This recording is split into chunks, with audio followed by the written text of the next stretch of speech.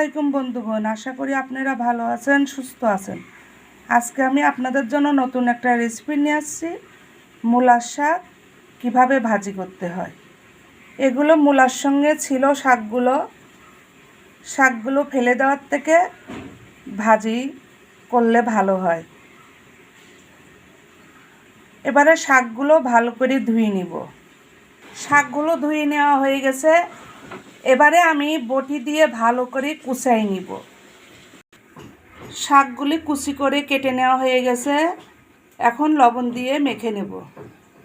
দিয়ে দেব 1 চামচ লবণ। এবারে ভালোভাবে লবণ দিয়ে মেখে নেব। লবণ দিয়ে শাক ভালোভাবে মেখে নেওয়া হয়ে গেছে। এবারে ফিরে যাব কিচেনে।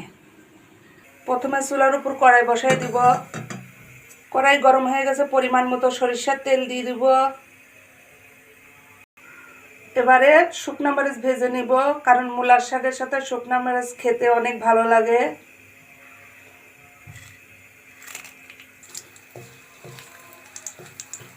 ভালো করে শুকনো মরিচ লাল লাল করে ভেজে নিব। মরিচ ভাজা হয়ে গেছে, এবারে তুলে নিব। এবারে তেলের মধ্যে দিয়ে দিব কাঁচামরিচ কুচি, পেঁয়াজ কুচি, রসুন কুচি পরিমাণ মতো। হালকা করে পেঁয়াজ, কাঁচামরিচ, রসুন কুচি ভেজে নেব। এবারে শাকগুলো দিয়ে দিব। শাকগুলো নেড়ে ফেড়ে পেঁয়াজ রসুনের সঙ্গে মিক্স করে নিব। পেঁয়াজ মরিচের সঙ্গে মিক্স করা হয়ে গেছে। এবারে ঢাকনা দিয়ে ঢেকে দিব।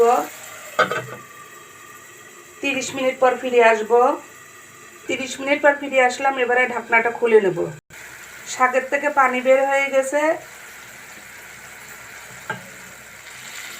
এই পানিতেই শাকটা সিদ্ধ হয়ে যাবে। এবারে ভালো করে নেড়ে চেড়ে শাকের পানিটা শুকাই নিব। মূলার শাক ভাজি হয়ে গেছে। শাকের থেকে যখন পানি শুকায় তেল বের হয়ে যাবে, তখন বুঝতে পারবেন শাক ভাজি হয়ে গেছে। শাক ভাজি এবারে নামাই নিব। শাক ভাজি এবারে একটা পাত্রতে ঢেলে নেব। শাক ভাজিতে আমি লবণ ব্যবহার করি নাই, কারণ শাক মেখে নেওয়ার সময় লবণ দিছি, ওটাতে হয়ে গেছে। এভাবে মূলার শাক অনেকেই ভাজি খায় না, ভাবে কি এগুলো শাক বয়স হয়ে গেছে, এগুলো খাইলে ভালো লাগবে না। আপনারা আমার মতো এভাবে শাকগুলো ফেলে না দিয়ে একটু যত্ন সহকারে এভাবে ভাজি করলে খেতে অনেক ভালো লাগে।